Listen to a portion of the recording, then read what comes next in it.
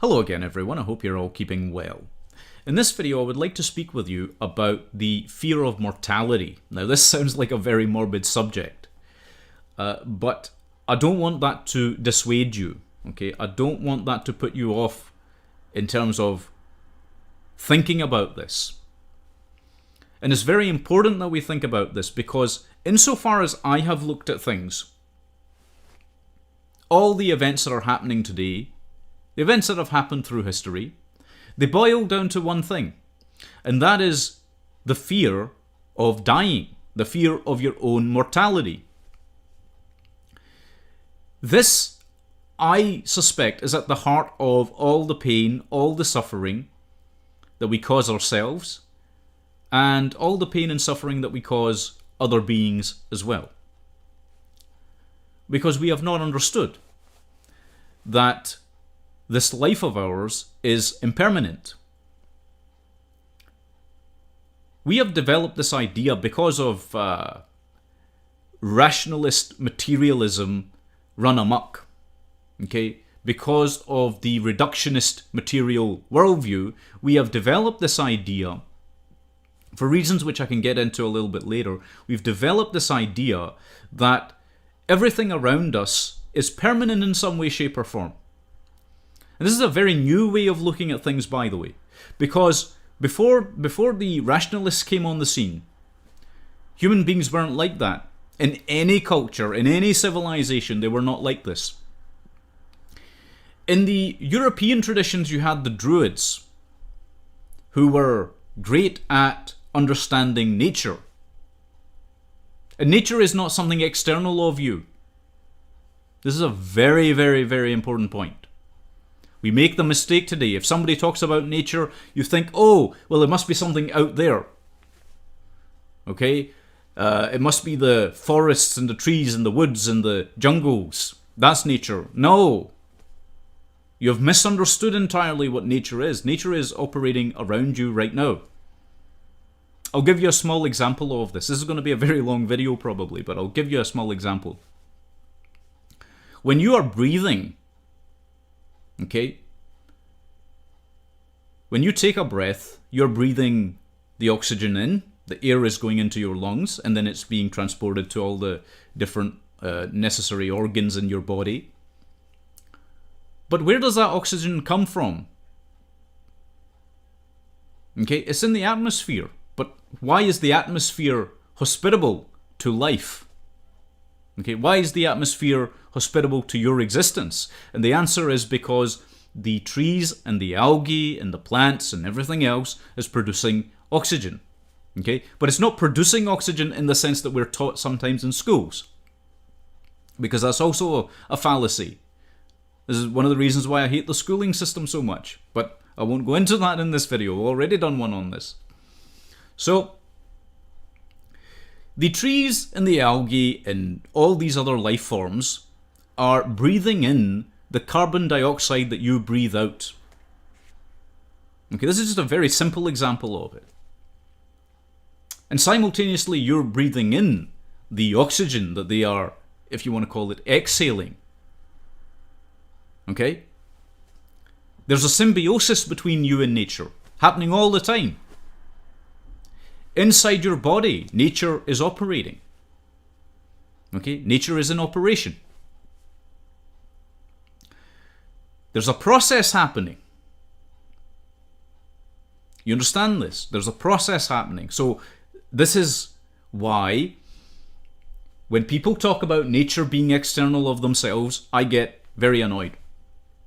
Because this is nonsense. Okay? But the Druids understood nature. All forms of nature. Even external forms, if you want to think of it that way. Although that's actually the wrong way to think. But anyway, let's go with this. Because this I can only speak to you in terms of the way in which the majority of people have been educated. Okay? So, when you interact with all that is out there, you will learn some things about it. Now, people like the Druids, people like the ancient Vedic scholars in India and the thinkers in China and the mystics in the Eastern Asian parts and many, many different places, the shamans and so on. These types of people would look at nature and understood how it worked. They understood that we are in symbiosis with all that was happening. Nature is always ongoing. And what else they discovered is that things change. Nothing is permanent. They understood this as well. Okay? They understood that you're born, you grow, and one day you die. So they understood mortality. Now, along come the rationalists, and they say, well, things simply are what they are. You've probably heard this lots of times. Okay, sometimes maybe even I've said it, just as a passing phrase or whatever. It is what it is, right? But just because it is what it is now doesn't mean that it's going to be the same thing tomorrow. You understand? It doesn't mean it's going to be the same thing tomorrow. It is impermanent. But with this notion of permanence, we incorporated this into ourselves as well. We began to think that we are permanent. Right? And to give you one tiny example of this, in daily life, you never think about yourself being a different person than who you were yesterday, or 5 years ago, or 10 years ago, or 15 years ago, or if you're older, then more years. Okay? You've never thought about being a different person or how different you've become. You think you are the same person waking up every day. You're not the same person. Not biologically, physically, not mentally, and certainly not spiritually either. Okay? You are a completely different being. Does that mean that the essence of who you are has changed? Maybe, maybe not. It's much more complex than this even, if you want to get into the spiritual dimensions of it. Because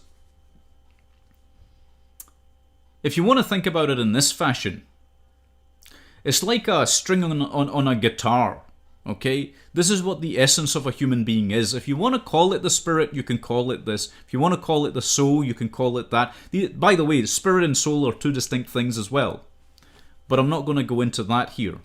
Okay? But when you pluck this string on a guitar, it makes one sound. Okay? When you press it down, right, it will make a different sound. Is it still the same string that is making both sounds? Yes. Okay, it is still the same string, but it's producing two different sounds. Okay, this is very similar to what a human being is. Okay, the essence within. And my point is this, that the string itself, when you're doing all these things to it, it's changing. Okay, but the root of it, if you want to call it that, is still the same. Okay, that's how it is. The original essence is the same. It has not changed. But the effects that are demonstrated do change. Okay? So your physical being is always changing. And the thoughts which you have will always change over time. Okay? So nothing is permanent. Sounds like a straightforward, simple thing. But again, it's not. It should be, but it's not, because you've been taught all the wrong things through your life. Okay? Your parents have told you things which are untrue. Your teachers have told you things about yourself which are untrue. Society has told you things about yourself which are untrue. And you've incorporated all of this into your mind. And it's doing extreme damage to you.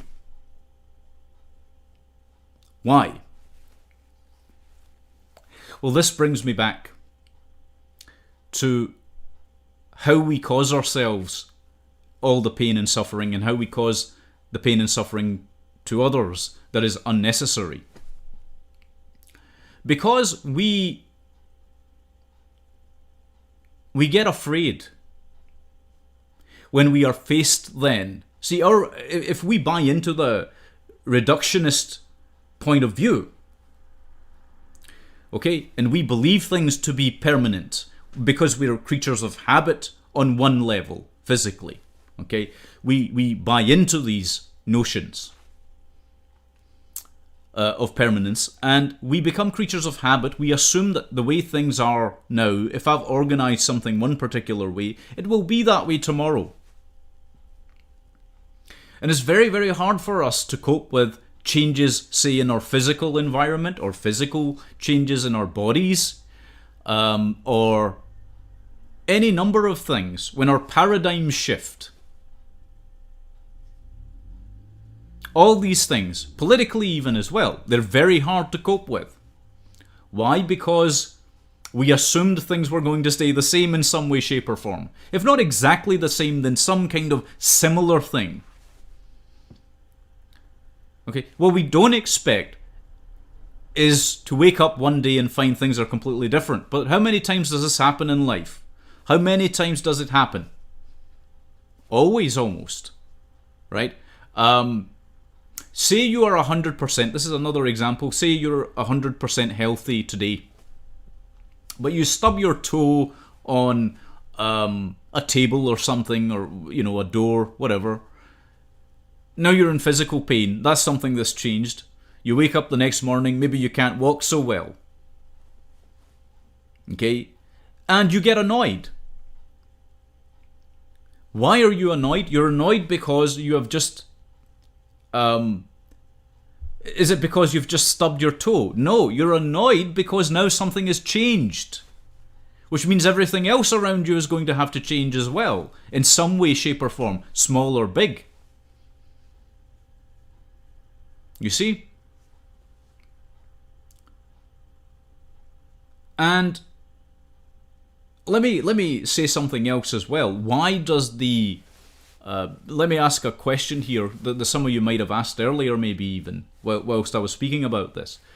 Why would I say that rationalism has led to this, or at the very least, the rationalist, materialistic, reductionist worldview? Why would that cause us to have this very damaged outlook in psyche? The answer is very simple.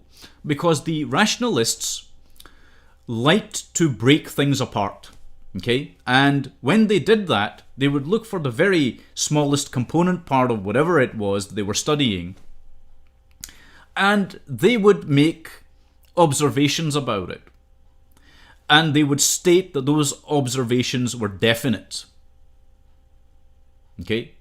That is to say, they were not infinite, they were definite. And they defined them. Okay? And that gave them a sense of permanence about the macro world.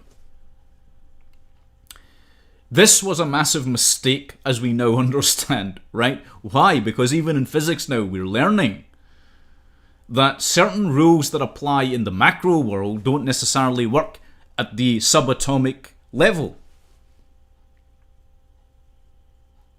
Okay? So, the nonsense that has emerged from the mistakes of rationalism and materialism still prevails. And this is a very new way of thinking, as I said. Okay? It's only been there for a few hundred years. And it emerged during the Enlightenment. Some very good things emerged, some not so great things emerged.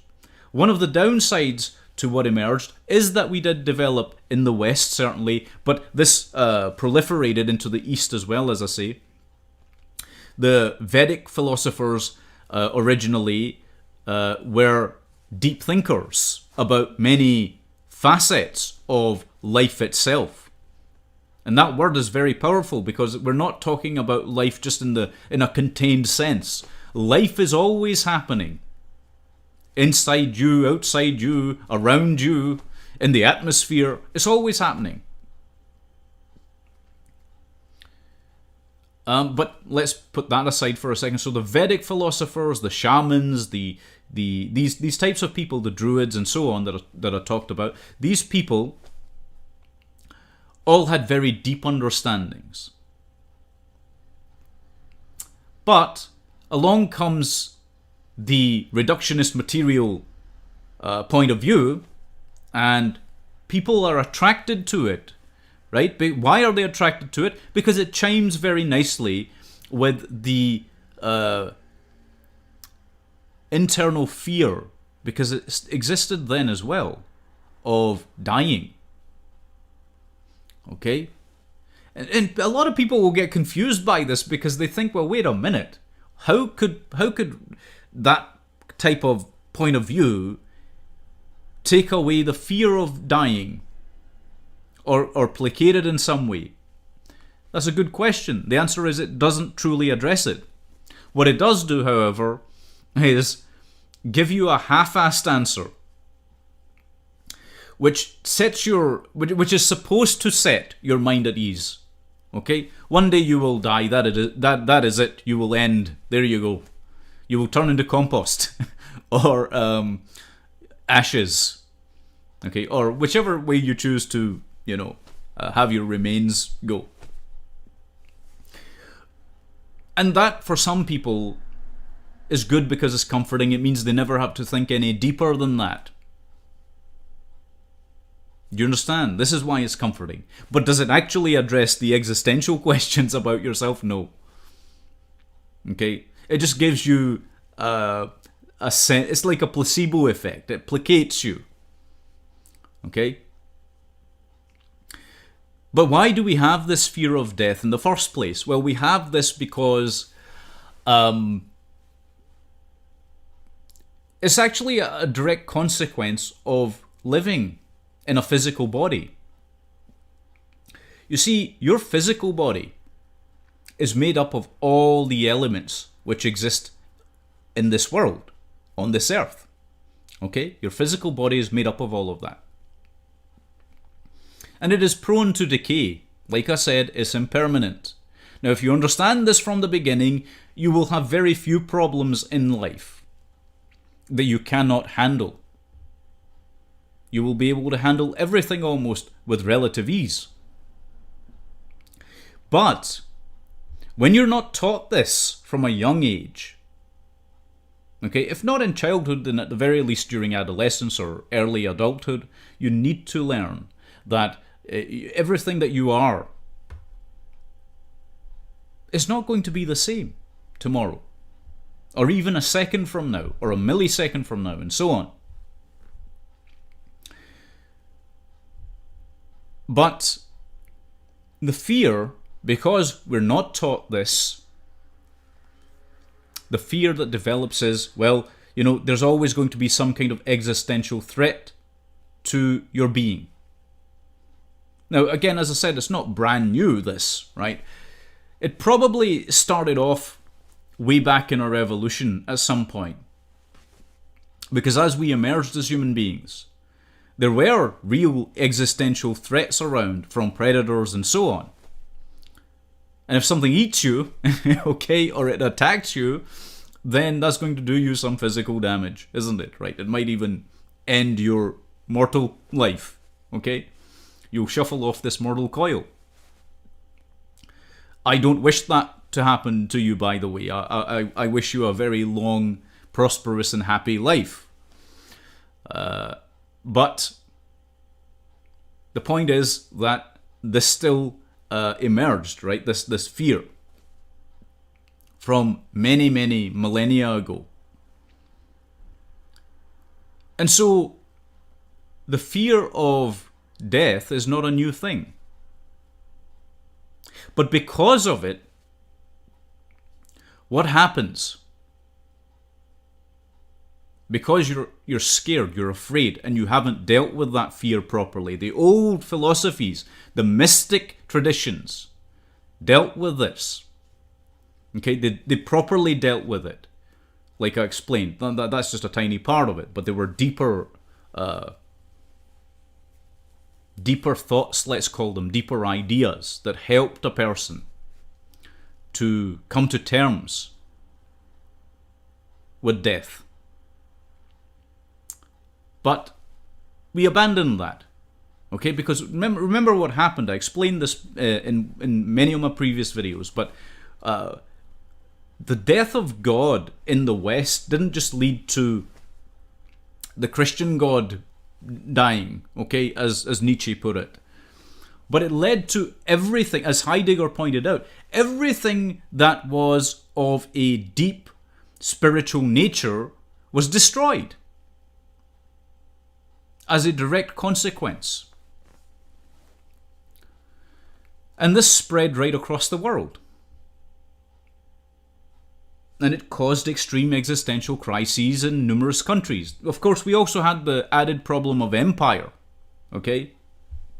Because when empires spread, whether it was British Empire or the Dutch Empire or, whichever empire, the Islamic Empire, all these empires brought with them reductionist materialism right across the world wherever they went conquering, and I'm sure it had some kind of evolutionary advantage at that time. But it isn't a proper way of surviving in the long run. The point being that they poisoned the chalice with this nonsense. Okay, they poisoned the chalice. And so what happens is that now you're no longer able to wrestle with the very real fundamental problems of life and death. And here's an example of how that's the case. You think of death as being separate from your life. Meditate on that for a second. You think of death as being separate to living. How insane is that?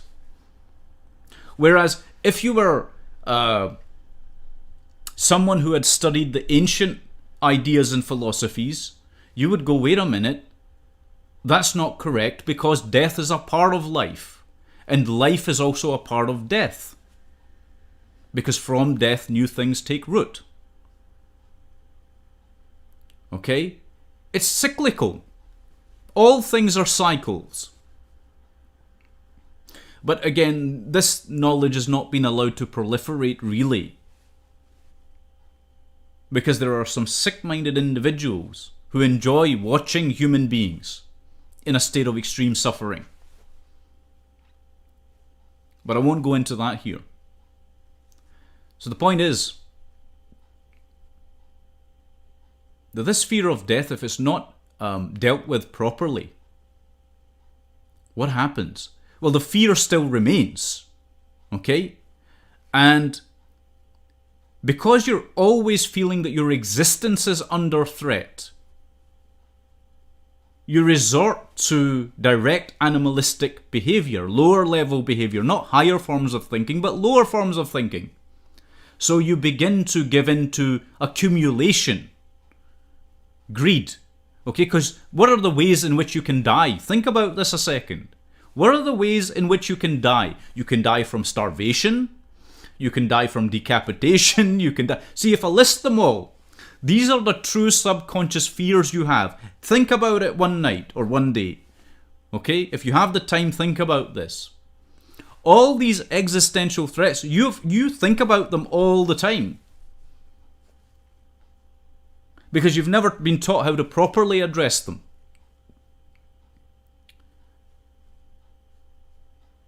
Okay? So your subconscious mind, and also the what they call the reptilian mind, okay, the R complex in the brain, is always sensing potential threats to its own existence, and is saying, well, I need to accumulate in case I starve. That's one thing, just one thing that comes off as a branch from this fear of mortality. Another thing is physical violence. Why do people commit physical violence? If I told you that the reason that people get angry and violent is because they are perceiving, whether real or unreal, they are perceiving an existential threat to their being physically, people get shocked by that. Okay, the threat can be real or imagined, but it's still, for that person, it's there. The greatest serial killers and mass murderers and psychopaths have had these fears. They're always afraid of dying. Okay, or of somebody inflicting some harm on them.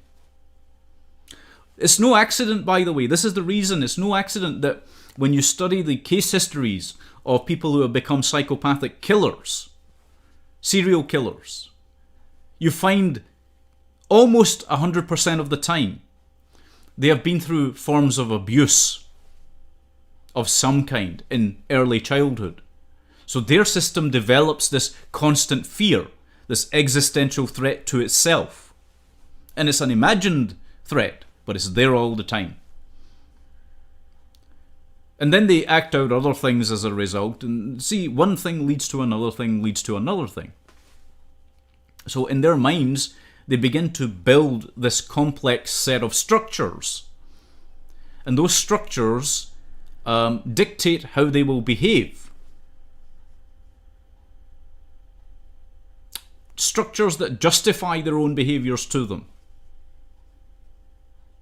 And pleasure centers, that the reward centers of the brain, that develops so that they feel a reward physiologically or neurologically when they do whatever it is that they do. But these are very complicated things. Okay, they're not beyond your understanding. You could go and learn about this, but it fundamentally still at the root stems from a fear of death, a fear of physical harm. Okay, all of these are really basically kind of the same thing. You're feeling an existential threat to your being. So as I say, there's many ways in which fear of mortality leads us down very dark paths.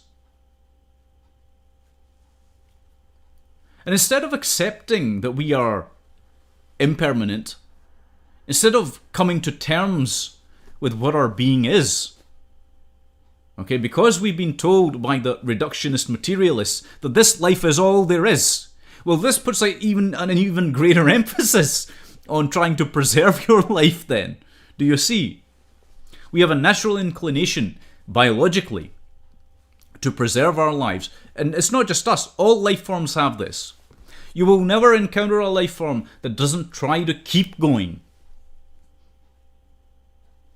Okay? You will never encounter a life form that wants to shorten its life purposefully, except in certain conditions. There are certain types of creatures in the insect world, in the plant world, even some higher forms of life. You'll find that there are suicidal tendencies, for example, that can develop in certain animals. Sometimes it's a sacrificial tendency in certain types of arachnids or insects or animals, and some plants. Okay, but those are, rare. And that also happens, weirdly enough, in human beings specifically. I don't know quite so much about these animal life forms, these other types of life forms, but in human beings that also develops because of, bizarrely, a fear of mortality. And you could say, what do you mean by that? Because these people are ready to die. They kill themselves. They must be very much at peace with the idea of dying. The answer is no, they are not. Okay? Because they look at, because again, it's the same reductionist materialist nonsense that they've been told, right? So they're told, okay, you die, that your suffering ends, that's it. What if I told you that was a lie? Okay? You know, I've had people write to me many times. Actually, I won't share this. It's too much in confidence, I believe. But there have been people, you know, in this world that are so deeply in agony because of their existence who want to end their lives. Okay, there are people who suffer so much, whether because of physical pain or emotional pain or some sort of crisis within themselves. They genuinely want to call it quits in this life, and they think that if they kill themselves, that's it, it's game over. They don't have to suffer anymore, because this is the nonsense that's been pumped into their soft minds. Okay? It's not true. And here's the reason it's not true. Because the human being, that which you are, is considerably more than what you've been told. Okay, the essence of who you are is not purely physical. It is not purely material. It expresses itself physically. It expresses itself in multiple ways and forms, but it is not the sum total of that which you are. I'll give you an example, an analogy of how I would describe, if you want to call it the human soul, we can use that word. If you want to call it the human spirit, you could use this word. You could use any word you like. Unfortunately, these words don't mean what they originally meant anymore. They've been redefined. And also, people use soul and spirit interchangeably. They're not interchangeable. They're two distinct and different things. Although they are part of the whole, the whole collection of that which you are. You know, that which makes you a person. They're a part of that. But it's too deep to get into here. But the essence of who you are is much more. So there are people who would object to my saying this, and that's because they've never been taught to think properly, to think clearly, to understand. They've never been taught that we are in constant symbiosis with nature. They've never been taught that the processes and the forces that exist in this universe are in harmony. They're synchronized. They've never been taught this. They've also never been taught that those forces are unseen. Okay? There's lots of things actually, now that I think about it, that people have never properly been told. Anyway, I don't have time to go into everything that you haven't been told, but I'll use this analogy as I say. If you take a guitar string, okay, and you pluck it, it will give a certain sound, right? If you press down on that guitar string on a certain fret, it will make a different sound, okay? And a different one still if you do that with another fret, and so on. Okay, that's for the guitarists, I guess. Violins are the same. Any string instrument, you pick one. So the musical note which is played is different each time, but the string is the same. Okay, the string is the same. This is the primary reason why you're not the same person today who you were yesterday, or 5 years ago, or 10 years ago, or 15 years ago, or 20 years ago, or so on. Don't want to bore you. But the essence of who you are is still the same. You know this at some level. The essence is still the same. Okay, the spirit of who you are is still the same. Your soul, by the way, develops. That is, it's not impermanent in that regard, but it's always evolving. This is why the soul and the spirit aren't the same thing. Okay, the soul is always evolving, along with kind of your physical being. Okay, but these are deep concepts rooted in ancient philosophies, whether it's Vedic philosophies or ancient Chinese philosophies. You know, there are multiple paths you can use to grasp better the sum total of who you are. Okay, but the basic point is that analogy I gave is similar to how a human being is.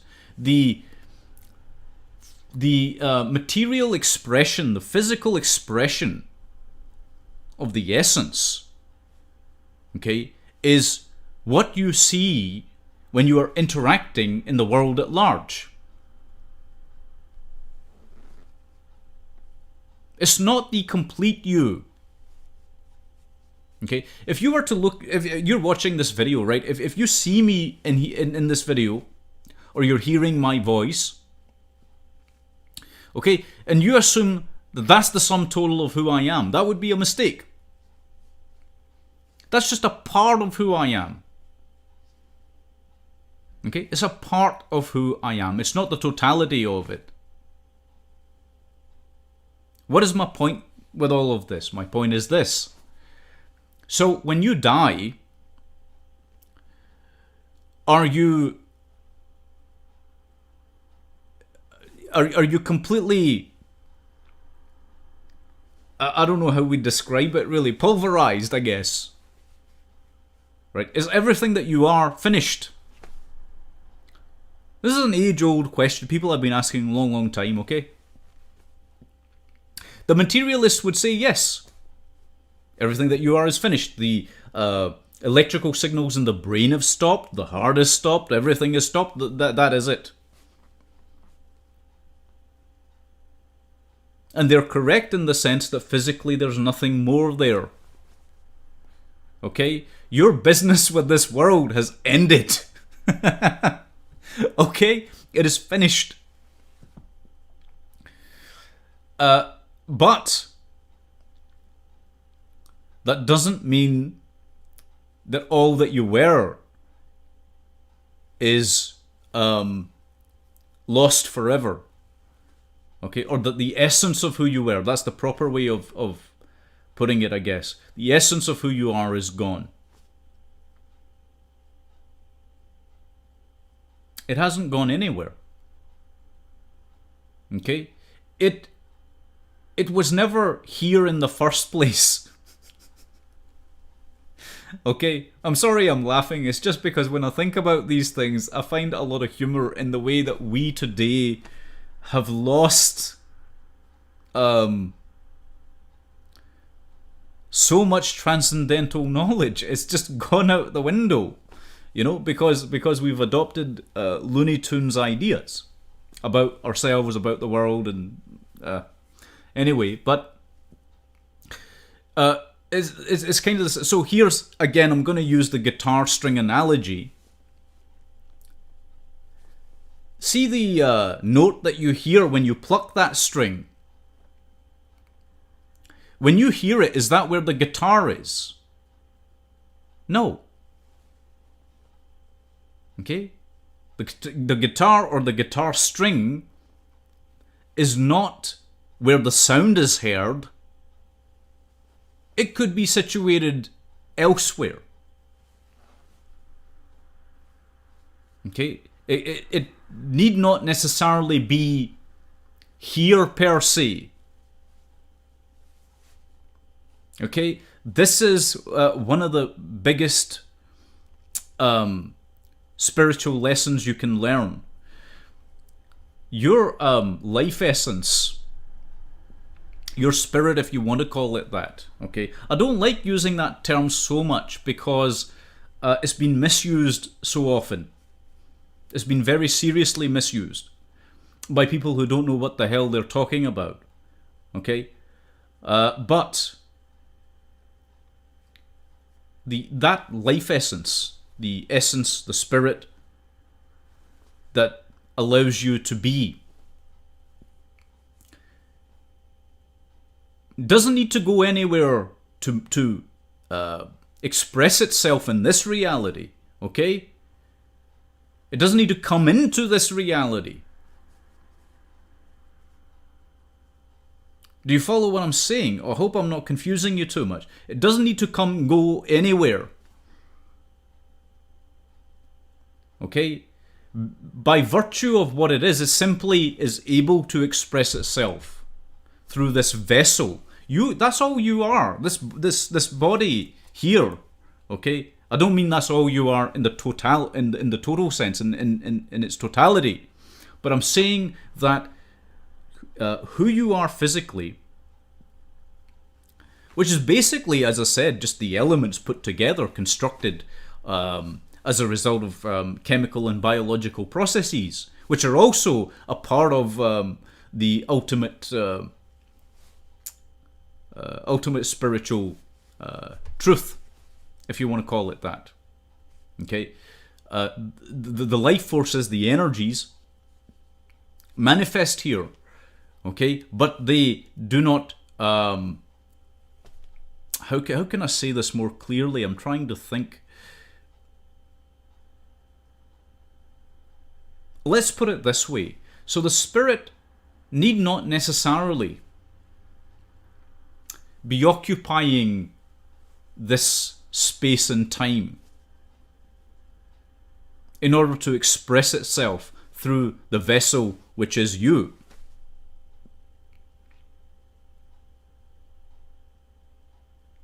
Okay? This is the thing. So people often ask, and I find it funny because of the reasons I said, is people often ask, what happens when you die? Right? Where does your spirit go when you die? And I laugh because it doesn't go anywhere, just like it didn't have to go anywhere to be here. How did you come into being? How did your and then there's different answers people will give to that question, of course, because if they're materialists, they will say, well, you come into being through conception and so on and so forth. And yes, we understand all of that, but it's not the be all and end all. There's a reason why some people are stillborn. Okay, that is to say, the life force, the life energy, the essence comes into being and then refuses to be. And it's heartbreaking for, mothers in that type of situation. But there are reasons why those kind of things, unfortunately, that are beyond the material understanding. That's why when people experience these things, okay, that are actually, these are truly mystical experiences that people have in life. Okay, I don't know if I should be explaining so much to you really, but there are experiences people have which are very deeply mystical in nature, but you wouldn't know it because they have been relegated to the position of just being everyday occurrences. Okay, a great example is the basic process of breathing. If I told you breathing is a spiritual process, some of you would be shocked by this. You would say it's the most mundane thing you can do. If I told you that seeing something with your eyes, you don't actually see with your eyes, by the way. Your brain interprets it and then transmits that to your mind. But the point is, if you see something, okay, you don't automatically think, oh, I'm having a mystical experience. But that's a mystical experience. It is. Okay, because there's no reason. Today even, actually, let me make this point. Even today, scientists of all calibers in various fields still don't understand how we see. not in its fullness. Yes, they know the brain does this thing and then, but how do you actually see something? How do you discern in terms of what you're seeing? Where is the component part? Okay, going by the materialist view, you should ask this. Where is the component part that makes you see? Who is doing the seeing? Show me the thing that is doing the seeing. And they can't. And they never will be able to. Do you understand? This is how deep these things are. They've been kept from people for a very, very long time, hundreds of years. These basic mystical truths about life and death. Now, this is just a brief kind of, this video is really just a brief introduction to some things. But in real terms, spiritual truths go even deeper than all of this. If I've already, some of you might be saying, because you're new to the channel or what have you, and yes, I speak about a myriad of many things, but, many people might say, well, this is mind-blowing. This is what I've told you in the last, let me check the counter, it's 46 minutes or so. What I've told you in 46 minutes is nothing. Okay, in true terms, it's absolutely a drop in the ocean.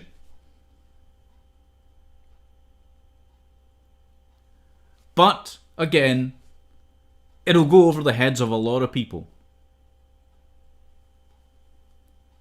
It'll take time for real understanding, deep understanding, to manifest itself again in this world of ours. It'll take time for people to come to terms with their own mortality. And why should you fear your mortality? This is the other thing. Why should you fear it?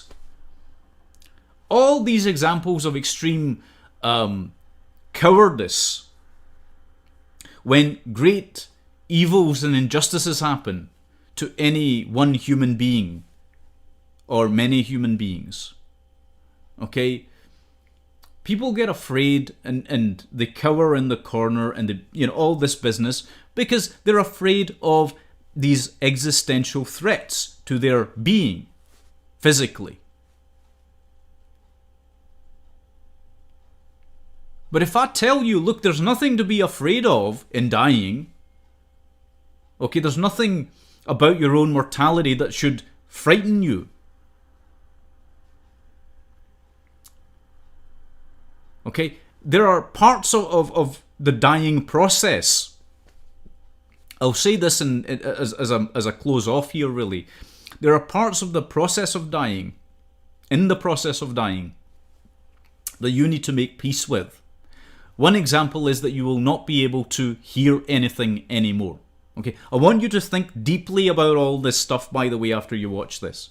Okay, go away and think about it somewhere in a quiet corner. There will be a point in time when you can't hear anymore, when you don't see anymore, when you can't smell anymore, when you can't touch anything anymore. And I want you to meditate on those facts very deeply. I myself actually spent 2 years doing exactly that. Which is when people ask, how can you speak up on this or speak out about that and not be afraid? This is the reason. Because I am totally, completely adjusted to the fact that I will die. I'm hoping it won't be immediate, and I hope it's not immediate for you either, right? But the point is that one day this will happen. I know this, and I know that the processes which will happen. There are certain spiritual texts, Vedic texts, and shamanic texts which go through the process of, which explain the process of death as well. Because it's either known knowledge that's garnered from deep introspection, or these people also have observed people who are in the process of dying. Okay, and near-death experiences and all kinds of very interesting things come into it as well. But the point being, understanding a thing makes you not afraid of it. Similarly, I'm not afraid of other types of existential situations that I might find myself in. Say,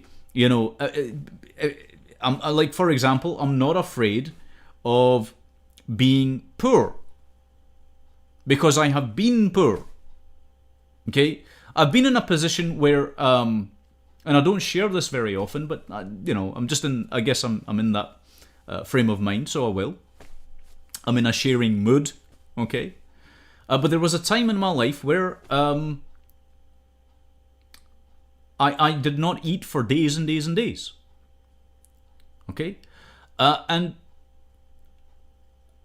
I didn't think, oh my God, I'm going to die. That never happened.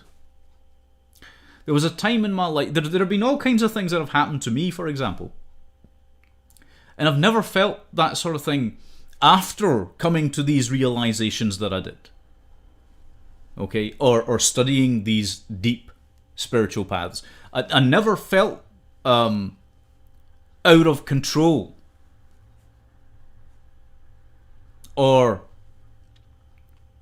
in some way as if I had to be in control. I never felt that about any of these things. It was just a case of I was in flux all the time, and so things were changing.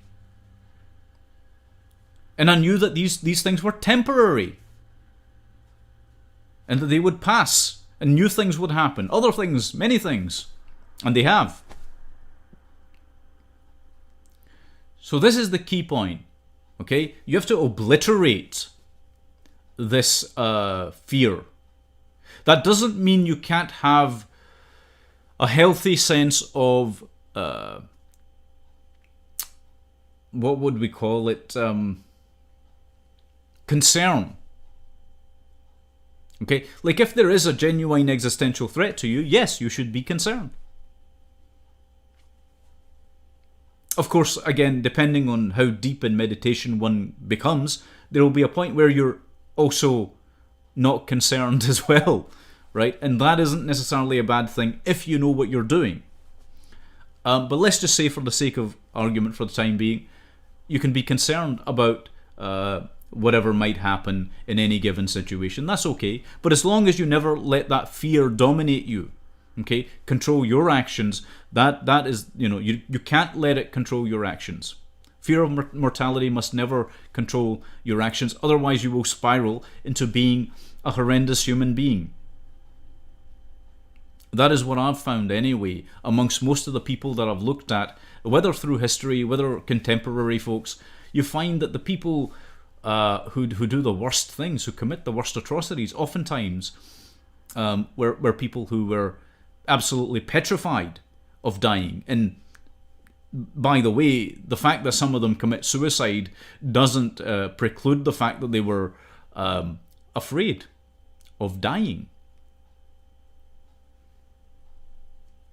And like I explained, many people who are suicidal, oftentimes, they are afraid of existential threats and of, weirdly enough, dying. They're just too...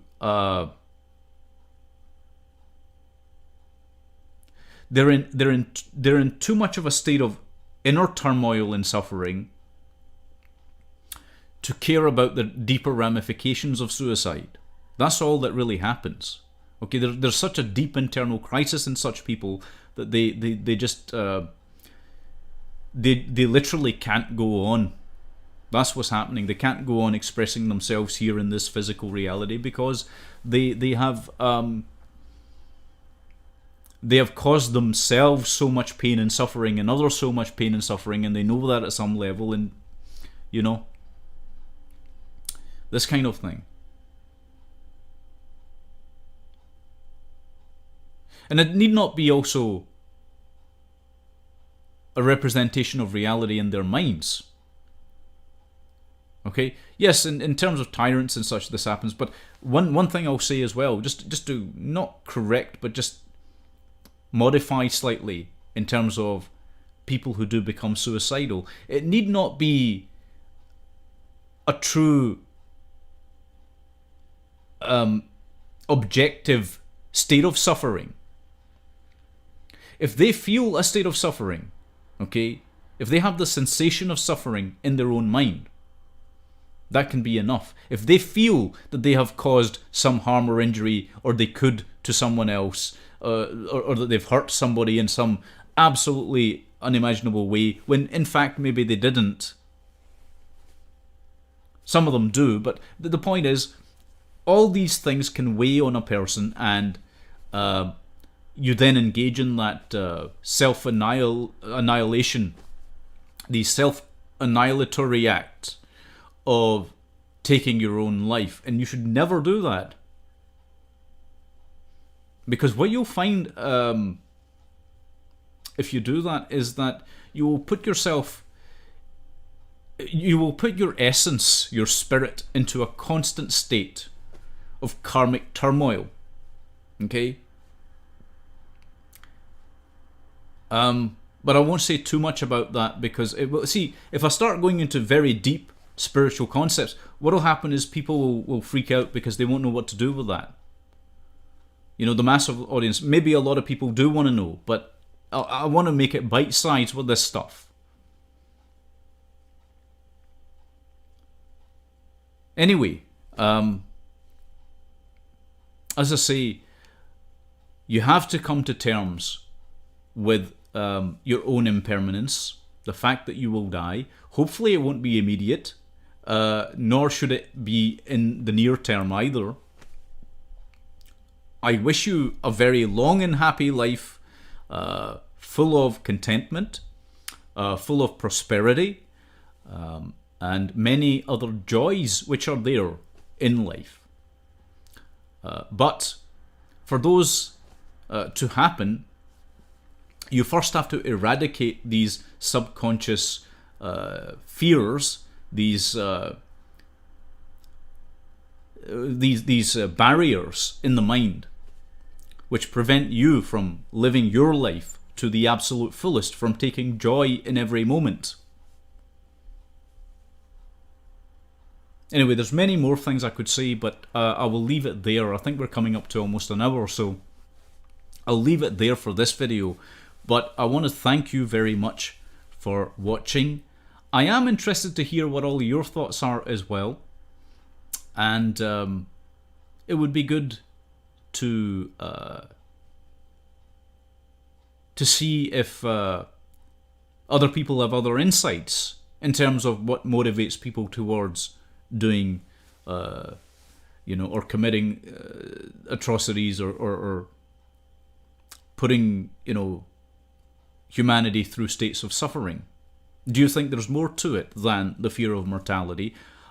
I'm very interested in finding that out. If there's stuff that I've missed out, if you think that maybe that's not all it is that's motivating people, feel free to tell me. But I think the actual root of evil, a lot of it, if not all of it, does come from this misunderstanding of reality, this misunderstanding of our existence. Anyway, as I say, thanks very much for watching. Take good care of yourselves, and God bless every one of you.